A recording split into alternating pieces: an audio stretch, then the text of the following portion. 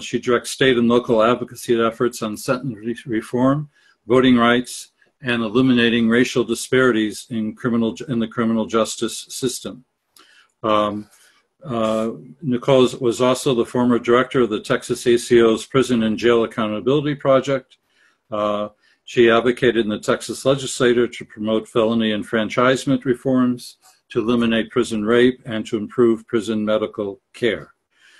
She has degrees from Johns Hopkins University and the University of Texas. The Sentencing Project, just for those who don't know, their mission is to work for a fair and effective U.S. criminal justice system by producing groundbreaking research to promote reforms in sentencing policy, to address unjust racial disparities and practices, and to advocate for alternatives to incarceration. Joining me in this interview is Ed Koff. Ed is a member of the Board of Interfaith Action, and his interest in criminal justice as a form of social control was sparked during his training as an American historian. Retired from a career encompassing teaching, management, and mediation, Ed is pleased to have a chance to act to change our historically aberrant system of mass punitive incarceration.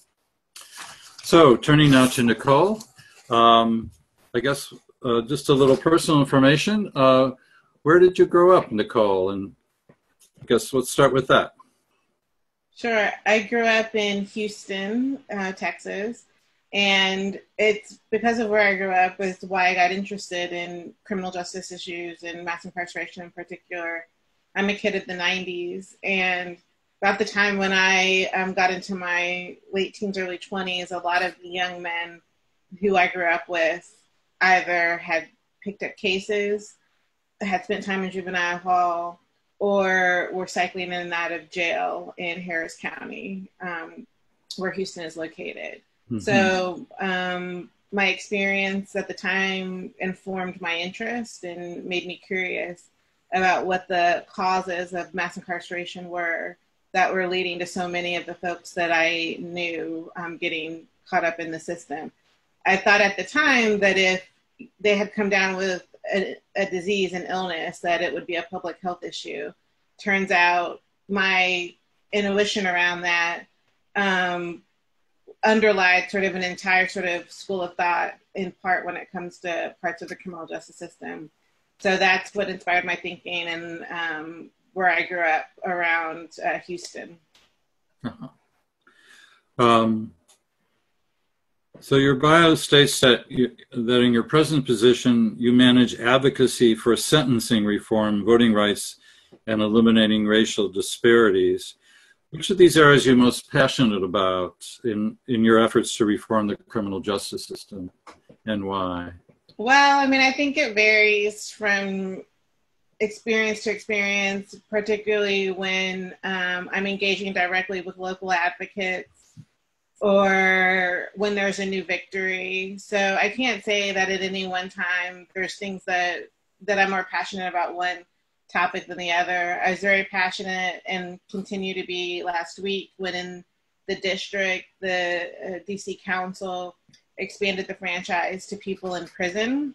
Mm-hmm. So about 4,500 district residents who are sentenced to prison or jail with a felony conviction can now vote. The question will now be implementation for the November election, but it's historic. You know, folks on the call may know that only 2 states prior to last week didn't restrict any voting rights for people in prison. Those included Maine and Vermont, and that's because they had never done so.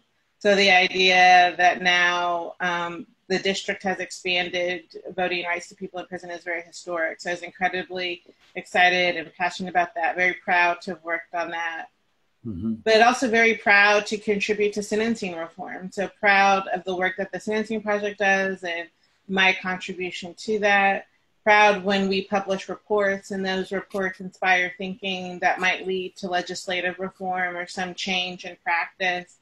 And some practitioner, whether it be a state lawmaker or other official, reaches out and says, your work helped to influence my thinking and here's the outcome of this. And, you know, very proud of work around contributing to prison closures and reimagining what might come next when prisons close down and repurposing prisons for non-correctional, non-incarceration uses, and very proud when some of the work intentionally challenges racial disparities, because I do think of this work as racial justice work. I think all of it is racial justice work, but being very specific about that and working to identify solutions that can address those racial disparities, given the documentation that the Sentencing Project and others have contributed to when it comes to the disproportionate racial outcomes in the criminal justice system, makes me, encourages me, and it's work that I'm very passionate about. So it's hard for me to pick just one.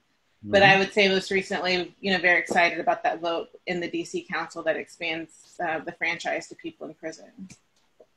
So I'd like to kind of bore in a little bit more on the way we sentence people and the problems in the way we sentence people and ways that you would like to change that. Yeah, I mean, I think one of the issues, and this also builds on racial disparity issues, is that why there are racial disparities in sentencing and in the criminal justice system are due to a cumulative impact of our criminal justice policies.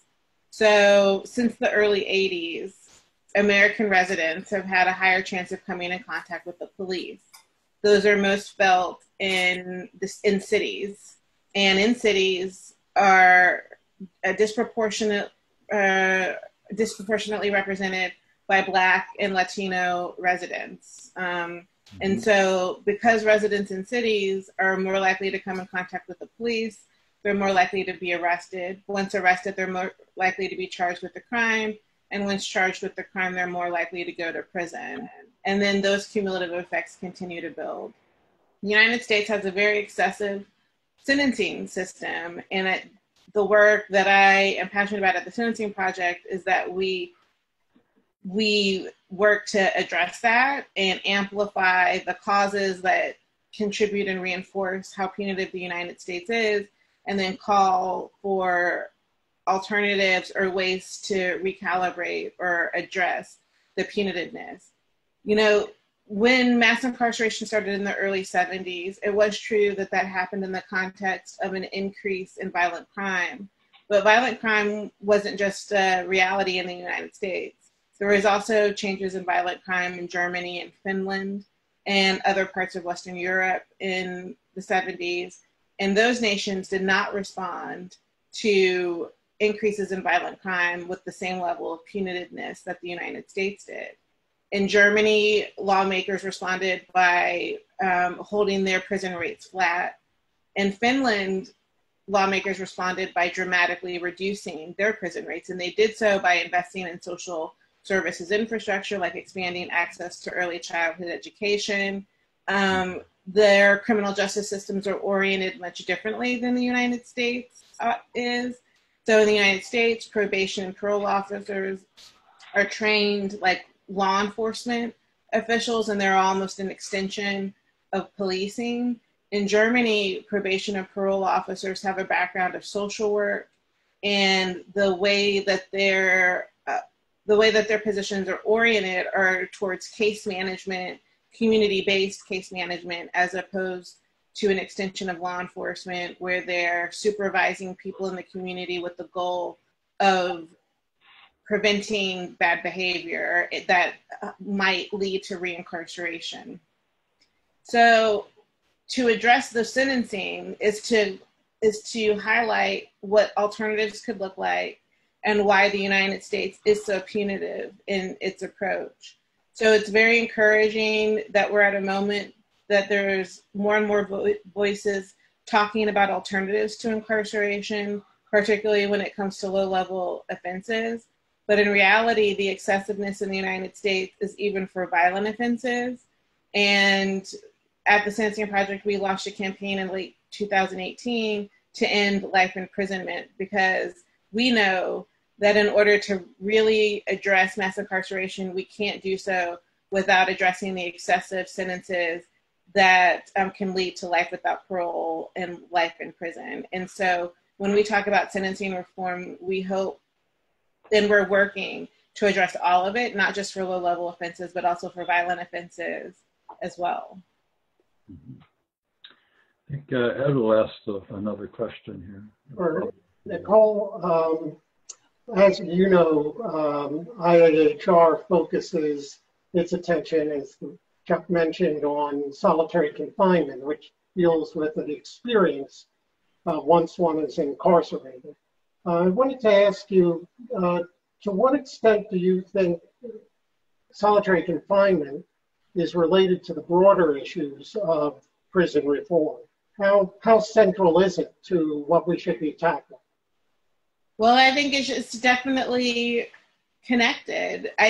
For many of the life sentence prisoners in state systems around the country, they are subjected to solitary confinement. It may be for the first few years of their incarceration, but it is an experience that many life sentence prisoners go through. And so the idea that solitary is a practice in the United States is also an example of that punitiveness that needs to be called to attention and needs to be acknowledged, and intentional work has to go into scaling it back. And it needs to be emphasized, an example of why the United States is not the shining city on a hill that it purports to be, because not only can it sentence individuals to life in prison or to the death penalty, but once incarcerated, it can subject residents to very harsh conditions, including solitary confinement and other inhumane conditions. So I think that the conditions of confinement, the punitiveness that people experience once they are incarcerated, is all a part of the conversation and has to be situated in the context of how punitive the United States is when it comes to its criminal justice system. Thank you. And how do we, you've mentioned now several times how punitive the system is, and that's certainly, I certainly agree with that. But it's certainly related to how people think in our society. They think in such a punitive way. And the question is, how do we get at that? To change, to people start thinking that indeed most people do leave prison eventually, and often they leave in worse shape than when they came in, because prison is such a brutal place. So how do we get people to think about it, even in their own interests, not to think so punitively? Well, I think that questions around safety have to be discussed within people's own interests, because we know that much of what drives public opinion and what drives support, popular support for general social issues, is how people connect their own interests to the question at hand. And so I think addressing that, the overwhelming majority of people incarcerated will return to the community at some point, over 90% will.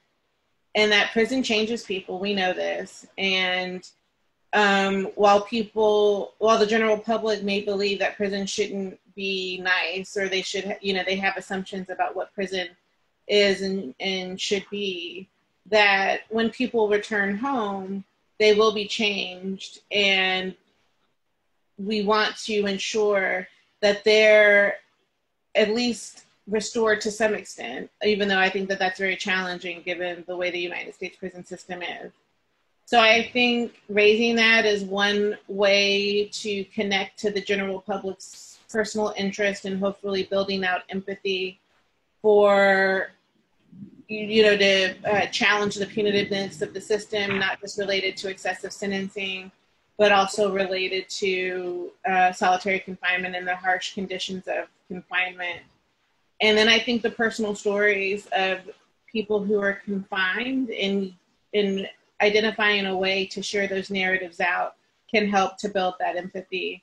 So for people who experience solitary, I know that there are some, personal essays and other cultural work that's been done to emphasize the experience that people go through. I think to the extent that we can continue to identify those narratives and share those out to build that empathy with the general public is one key step that we can be taking, and hopefully that will help adjust the punitiveness that drives the system.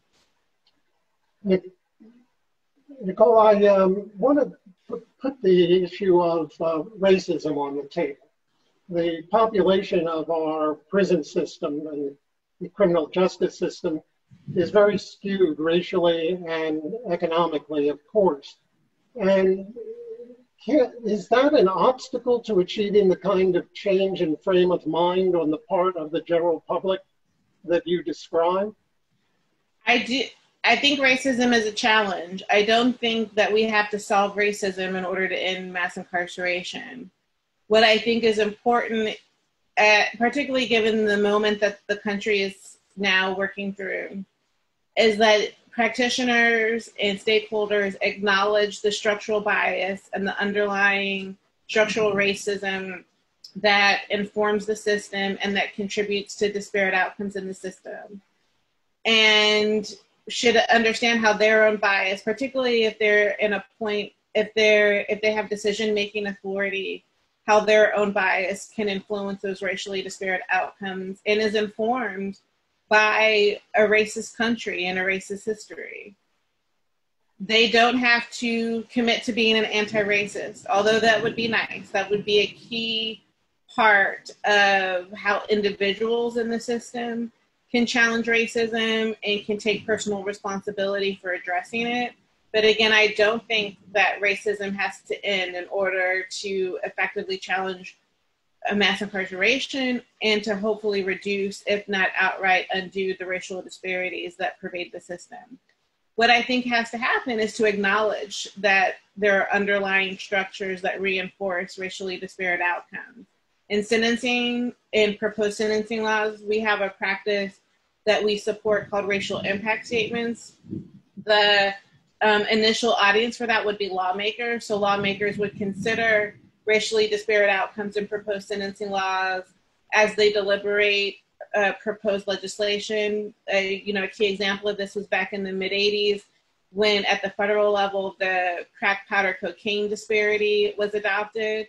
If at the time lawmakers had considered a racial impact statement, maybe they would have moved the anti-crack law forward, knowing that over 80% of persons sentenced to federal prison would be African American, or maybe they would have stopped to ask, given the political moment they were in, given the divestment from cities at the time, given the reduced funding in public education and quality housing, that maybe there were other social supports and other responses to preventing drug use that the federal government could have taken.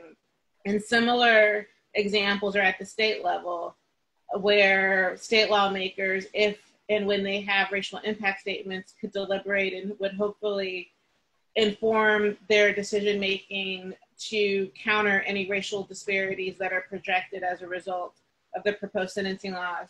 There are about 5 states that have these racial impact statements on the books, including Connecticut, Oregon, New Jersey, Iowa, and Florida. And in Connecticut, there has been stark declines in racial disparities over the last 15 years for a range of reasons, including sentencing reforms and including intentional efforts to address racially disparate outcomes. One way that we know that racial disparities are impacted is by diverting prison-bound defendants into community-based alternatives, particularly for drug offenses and low-level property offenses. So we know if we do that, that racial disparities can be addressed in some way. Thank you. We'll want to get to questions and answers before too long, but let me ask you another question about an obstacle to achieving the kind of reform that I think we'd all like to see.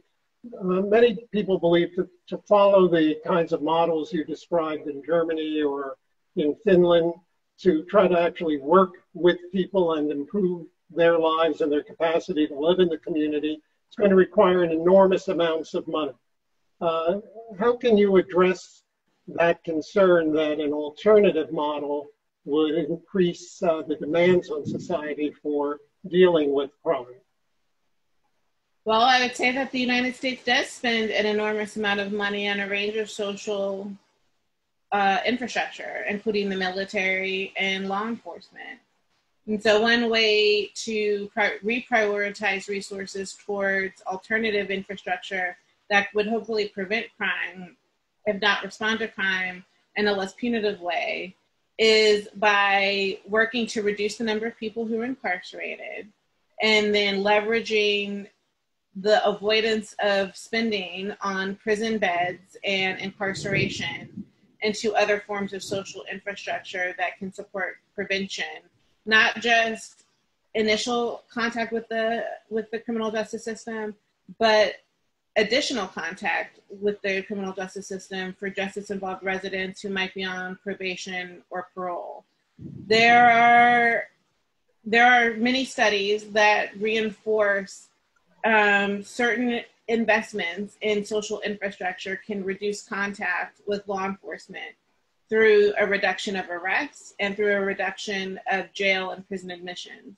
There are studies that show that investment in early childhood education for certain communities results in lower interactions with the police when those young children age into their young adult years.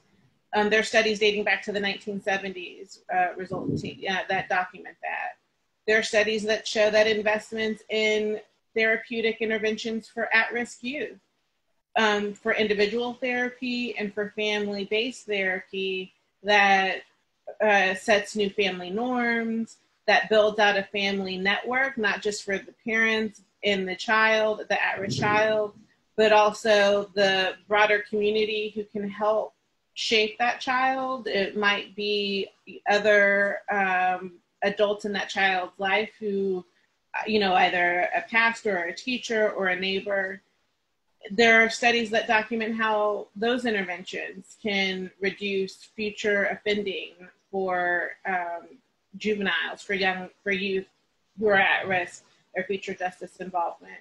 So this will take investment of resources, but I would say that the United States has already invested substantial resources in policing and in the number of prisons that dot the landscape around the country. And so this is about reimagining, as I know the title of this series is, about how those resources can be used and prioritized given how much money is already spent in incarcerating people. And what's an example that you can share with skeptics of how this alternative vision has begun to be implemented and has been successful? Sure. Well, it's great. We're going to have an intentional discussion around this at the end of the month because, part of the protesting that's happening is calling for defunding of policing. And the question is what does that look like and how practical could that be? But there have been specific examples. There's been a handful of specific examples around the country. In California several years ago, there was a ballot measure that was voted on by California voters, and it reclassified felony offenses to misdemeanors and resulted in a reduction in the state's prison population. And included in that ballot measure was a provision around savings, any realized savings, and what those savings could be invested in or prioritized towards, including reentry programs and also treatment services. And there has been and that provision has resulted in additional support for an expansion of treatment in that state. So that's one specific example. There's also an example in Colorado where there's been a reduction in that state's prison population. And through that, the state has budgeted not just savings, but has prioritized what the state didn't spend on incarcerating people towards a grant program administered through the state's community corrections department to reentry service providers in the state around housing and employment services. So the funding for that was possible because the state took steps to reduce the number of people incarcerated, reduced admissions to prison, and then also escalated early releases, limiting the amount of money spent on incarceration, and then allowing the state to prioritize those resources towards those reentry grants that could be used to support housing and employment in the community. So I guess, Nicole, that's very different from the perspective of some folks who want to reduce mass incarceration just to be able to reduce taxes or minimize government spending. This really has to be accompanied by an investment of the funds that are saved. I would say so. I mean, I think people have been very focused on reducing the number of people in prison, and there's been intentional efforts to partner that conversation with fiscal conservatives. And in some states, those are the people who are listened to by state lawmakers. So I think it's critical, particularly depending on the jurisdiction that one is in, to consider the politics and to consider who officials who have a vote may be listening to. And I would say conversations around an investment in social services is also about adjusting what the budget priorities already are and being realistic in terms of how the state and the federal government already spend a substantial amount of resources towards incarceration and law enforcement. And reducing the number of people in prison isn't just about investing on top of the already expensive monies given towards law enforcement. It's about prioritizing what limited resources may be available towards more effective approaches that would hopefully strengthen public safety and reduce the harms associated with incarceration to begin with. I know that the gods of Zoom insist on punishing us in one way or another. Right. Today they've chosen Chuck Feinberg to punish. His connection crashed. So before we go to the question, let me ask you, Nicole, one last question that I know that Chuck would have wanted you to. I think he's back though. Can he hear? I am back, yes. Chuck, do you mind if I ask this on your behalf? No, go ahead. So you complete the train of thought here. Yeah. The question is, what can be done to hold bad actors in the system accountable when they become corrupt or undermine or break the law? There's renewed interest in holding police accountable. What about prosecutors when they withhold evidence that may show a defendant is not culpable? Or correctional officers when they are accused of brutalizing and attacking inmates? How can we hold these other actors accountable? Well, I certainly think the question around police accountability should extend to correctional officers who, again, are trained in the same sort of vein as policing. In fact, corrections and probation and parole officers are almost an extension of our police infrastructure in the United States. And there's been some really great connections made given the national discussion around police brutality in the wake of George Floyd's death and so many other deaths that the country has been grappling with over the last couple of weeks. And those same experiences happen inside of jails and prisons too, with abusive corrections practices. Many of us are familiar with the story of Khalif Browder, of his experience when he was at Rikers in New York, the abuse that he suffered, how that contributed to his mental health and, ultimately led to his suicide after he was released from jail. And there are many examples of that, of many incarcerated men, women, and youth around the country. So to the extent that there are practices that could be implemented that hold corrections officers accountable, particularly when it's proven that they are abusive and their abuse might result in a fatal outcome, if not a severe one, then those practices should certainly be implemented in a part of a corrections policy. I know in some states there are ombudsman's offices that have independent oversight authority, can go in and do investigations, make reports publicly available. Hopefully there's some due process, not just for the accused, but also for correctional victims who feel safe and free in sharing their experiences without fear of retaliation. So to the extent that those practices can be made available in every state around the country and in the federal system, that needs to be happening. And hopefully the current conversation around policing can also extend into, inside prisons and behind the prison walls. And in terms of prosecutors, I think that there is a growing awareness around the prosecutorial abuse that happens given the substantial amount of discretion.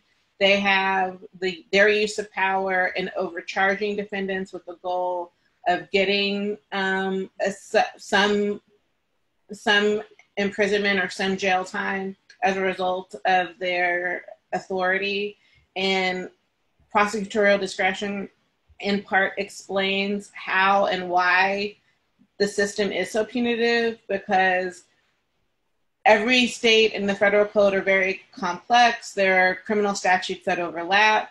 There has been a historical practice amongst prosecutors to overcharge defendants with the goal of pressing them into informing on other defendants related to the same case that the defendant may be charged with, or to incentivize them to share information that could lead to additional criminal court outcomes. So changing those interactions is a part of this. One way to get at that is through sentencing reform and through repealing many of the codes that overlap that give the prosecutors the power to overcharge and over-sentence defendants. Other strategies around this are to elect prosecutors who think differently, who are not just about disappearing people behind prison walls, but who recognize the harms associated with mass incarceration and with the punitive system. And there is a growing cohort of progressive prosecutors around the country who are taking on this work. Most may be familiar with Larry Krasner in Philadelphia. There are other progressive prosecutors in Corpus Christi, Texas, in St. Louis, Missouri, in northern Florida, and a handful of other jurisdictions around the country as well. Thanks for that. I think I want to move now. We said there'd be time for Q&A from those who are attending this. I'd like to share some of their questions before we run out of time here. So one kind of particular question about Maryland. The question is, the Maryland legislature established a committee to review sentencing, and are you or anyone in the sentencing project involved in that review? We have over time provided feedback and some review of Maryland sentencing laws. I'm not involved in anything right now, but would welcome an opportunity to participate in discussion. Okay.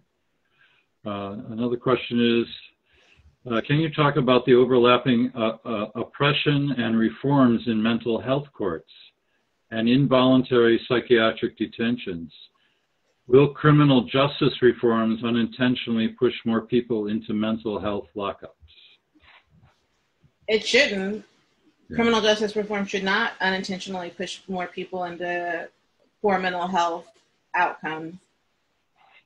I think that what needs to happen is individualized consideration for each defendant whose whole self can be considered at the time of charging and at the time of sentencing, and that any factors that might mitigate against that behavior should be included, but not in a way that dehumanizes or minimizes their agency.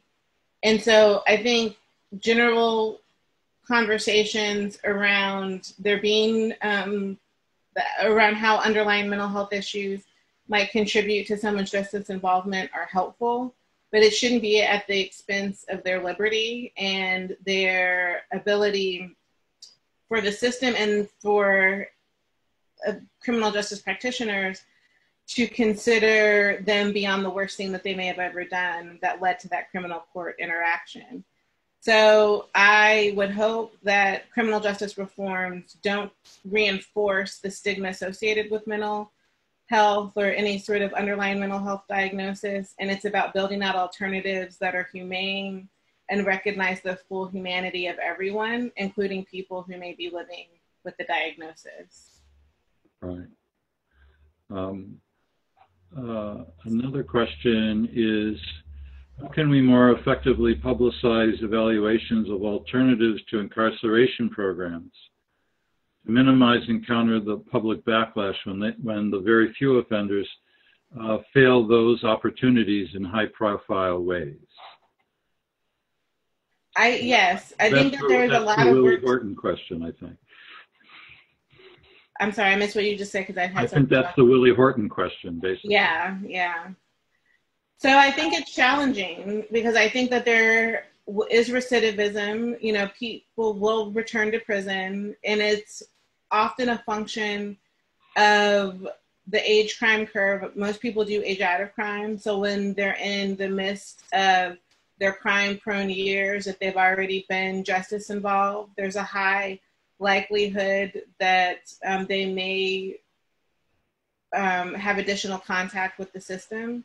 So the goal is how to prevent that and how to publicize the good stories that are also proven that those alternatives to incarceration are effective.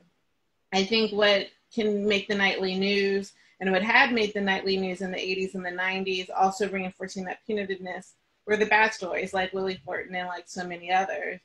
But even though there are many Willie Horton stories, which is a racialized, there is underlined by race as well, there are also many people who succeeded. They walked out of prison in the 80s and the 90s and they never walked back in. And so part of the challenge of criminal justice reformers and advocates is to share out those stories. And I think that there is work being done around that, oftentimes being led by formerly incarcerated activists who have those personal stories to share, and also sharing out the positive outcomes of alternatives to incarceration programs or community-based programs. And the goal is how to make that information generally known so that it's easily digestible for the public and it can help inform our general understanding. And I think we have some success at doing that, and there are more opportunities to do that now than there may have been 30 to 40 years ago through alternative media and through social media. And so the work is just to do that and to emphasize that so that those stories can also help inform our general thinking, not just the stories that might have made the nightly news in the late 80s. And does the Sentencing Project do that through social media? Do they have a robust social media program like that? We do. I mean, folks can find us on Facebook, on Instagram, and Twitter. Yeah. In our research, we work to identify recommendations and ways to address crime and accountability without relying on punitiveness. So I mentioned our campaign to end life imprisonment earlier. Many of the people who have been sentenced to life imprisonment were sentenced for homicide or very serious offenses. And so the idea to hold those folks accountable in a way that doesn't acknowledge their full humanity and how they might age out of crime or might grow into a different person after 20 years in prison is what our work is focused on countering. And so through our social media and also through our research reports, we document how even life sentence prisoners may evolve and what contributes to that, including the in-prison rehabilitation programming, or how life sentence prisoners are viewed as mentors and as some of the most model prisoners inside of an incarceration facility. And through our work, we work to highlight that and share that out. And I certainly think that sharing that out on social media and in some of our reports is helping to influence the conversation. The question or the challenge is making that be sort of a dominant part of the general narrative. And that's an ongoing challenge for the Sentencing Project and for others who, do similar work to us. Yeah. I have a couple questions about, we have actually the head of chaplaincy in the state of Virginia who's listening in on this. And he has questions about the culture. He asks, would Nicole agree that mass incarceration, excessive sentencing in the United States is partly due to our culture's puritanical, black and white, good and evil religious verse? I'm not sure what that is. And I guess non-religious, or he has maybe for Jews, I'm not sure. And to an idea of frontier justice, an eye for an eye, etc. How do we change that mentality in American culture, as well as the scarlet letter syndrome? Once a criminal, always a criminal, etc. There's certainly been studies to explore why it is that the United States is so punitive when it comes to criminal justice responses to breaking of the social contract. And there's been some exploration that it is tied to how religious some of the culture has been, and sort of reinforcing that puritanical punitiveness. I think that's also racialized. I think that the practitioners and stakeholders who created and had influence over the criminal code saw distance between themselves and who they were imagining state prison systems and the federal prison system to be for. So in addition to how puritanical thought interacts with a sort of a racialized perception of who federal and state prisons are for, I think all of that is combined in the United States and results in a very punitive system that I am inspired by the growing number of voices, including from the faith community and as an extension of the civil rights community, working to counter. But I think that there is a deep-seated history that explains in part the significant punitiveness that drives very long prison sentences in the U.S. and also harsh conditions, including solitary. Here's another question, more focused in on a particular program. How can reentry programs best support those who are returning from prison? Well, the key factors that are oftentimes documented as what can reduce someone's return to prison is quality housing, employment, and family connections. Mm-hmm. Much of the research hasn't changed on that in the last 15 to 20 years, since a great deal of work and study has gone into what most effectively supports reentry. And so to the extent that reentry programs can be doing that work and can figure out ways to make their support as strong as possible for the persons that they're serving, it, continues to be key. Another question, are you aware of any state programs that offer tax incentives or other incentives to corporations to employ individuals with a history of criminal convictions?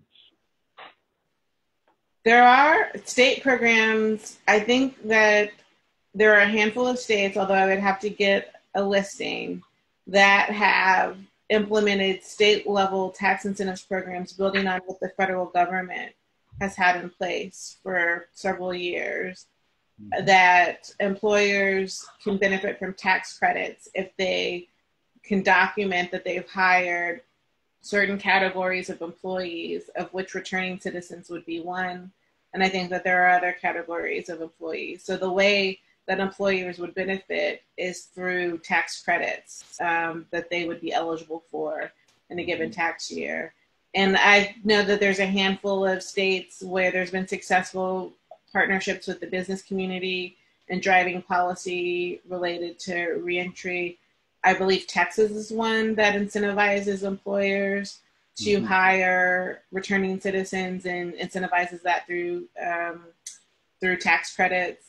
And I would have to look at other states that do that as well. But I do think that there's a history of that, and certainly there's a history at the federal level. Mm-hmm.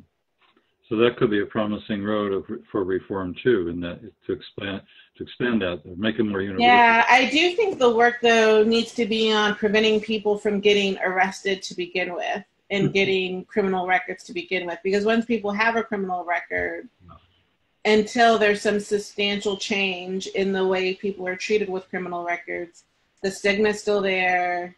The tendency to marginalize and isolate from full civic participation is still there. So while reentry is key, while incentivizing employers to hire returning citizens is key, the work also has to be on preventing arrest and reducing criminal court interactions to begin with, which would focus on crime prevention, and also just changing the way that this country operates when it comes to folks who might violate certain laws, and questioning whether or not those violations are even valid, given the current conversation we're having following George Floyd's death, and given other efforts we've talked about over the years when it comes to over-policing and over-incarceration. Right. Thank you for that. Here's another question. Is avoiding return to prison really a question of success? In the district, the most common reason for incarceration is parole violation, which is so difficult to avoid because returning citizens are expected to stay away from many people in the community and to otherwise restrict their lives in ways that just don't work.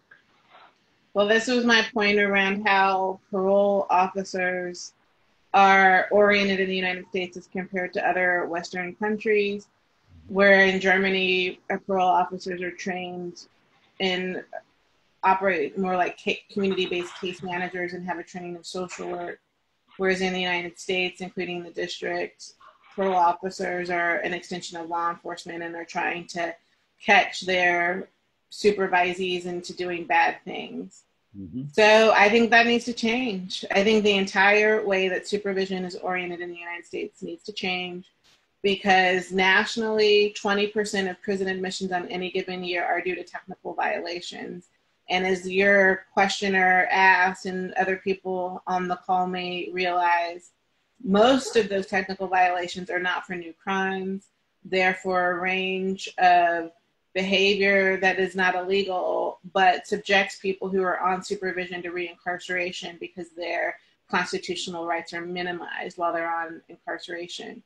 And in some states, you can be on parole for the rest of your life. So these are people who live at an extreme risk of being reincarcerated, even many years after their original offense. So I think all of that needs to change. And I think the entire way that we do supervision in the United States needs to be reoriented. So let me put I'll also like to address that question, because just recently the mayor sent a letter to Congresswoman Norton saying that she and her administration are willing now to take back control of the U.S. Parole Commission, to bring it back under the authority of the D.C. Council and the mayor's office. And she asked for a 2-year extension from Congress in order to prepare for that. But many of us in the advocacy community are wondering about this commitment from the mayor, because she's not been too out front on this. So we need a lot of people to write letters both to the mayor, to their council person, saying how important this is. And it's important because, just as Nicole said, this is an opportunity to change the whole mentality around supervision, that it'd be more helpful to people to reintegrate the community instead of watching for them to make a mistake so they can go back to prison. So it's a great opportunity for the district now to really change the whole way we do supervision. But we need a lot more public support for this in order for this to happen. At least that's my own opinion. So sorry to break in and give my own opinion on that, but I think it's really important for people to know on the call that we have this opportunity now, and it's important that we seize it. Absolutely. Here's another, we still have a couple more minutes. This program will end in about 5-7 minutes. And I'll give Nicole another, a chance. Any last words you'd like to say?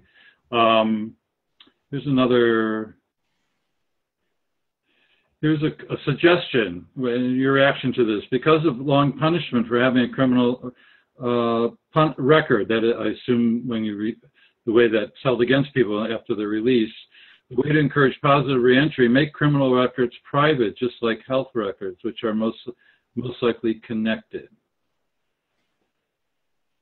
Yeah, that's a thought. I think that when someone is charged with a crime, it's the public. They are positioned against the public, or they are positioned against the state. So the idea around completely reorienting that and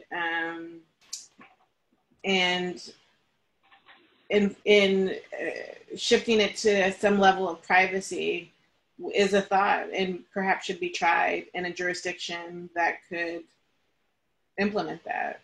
It's not anything that I've considered or that I know anyone is looking at, but that would be something to try. Yeah. Nicole, let me throw in a last question. Go ahead. On my side, and one that goes not very practical, but what do you think we can achieve? Can we get to a world without prisons? I think we should imagine how we would get there. I think, for me, abolition is a thought process. And if the solution to something is not a prison, then it forces the question, well, what would the solution be? So if you have a domestic violence issue in your family, or your family is going through some sort of domestic dispute where violence is an issue, but for you as a person who might be a victim of that, if your goal, or if you have a personal interest in not seeing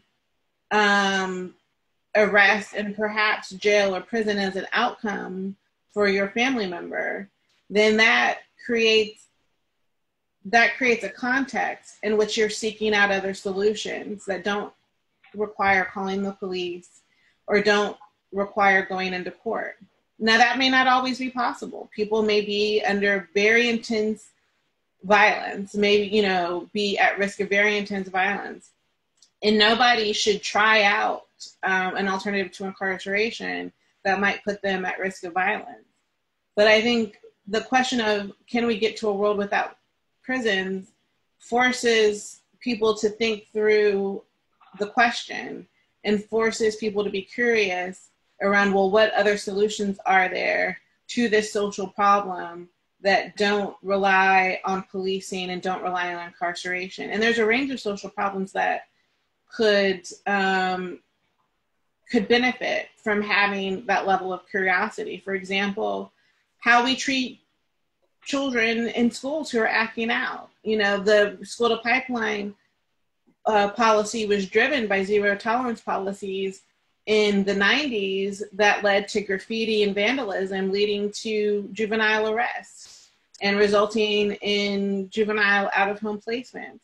Well, what would it have looked like in the 90s if the option for addressing youth vandalism wasn't arrest and juvenile court processing, but created art installations around the city, not just in DC, but in other jurisdictions around the country that supported, teenagers' art interests and allowed for teenagers to express themselves through public art projects. When prison is removed from the list of options, it forces communities and us as individuals to think through what other solutions could be and should be.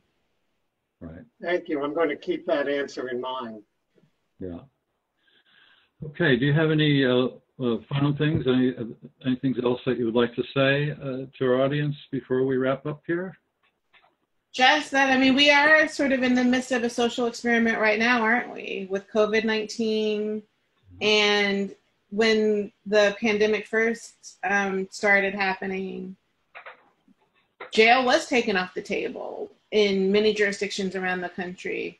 Sheriffs and police departments just stopped admitting people to jail and issued citations because of their personal interest around trying to contain COVID-19 and prevent community spread.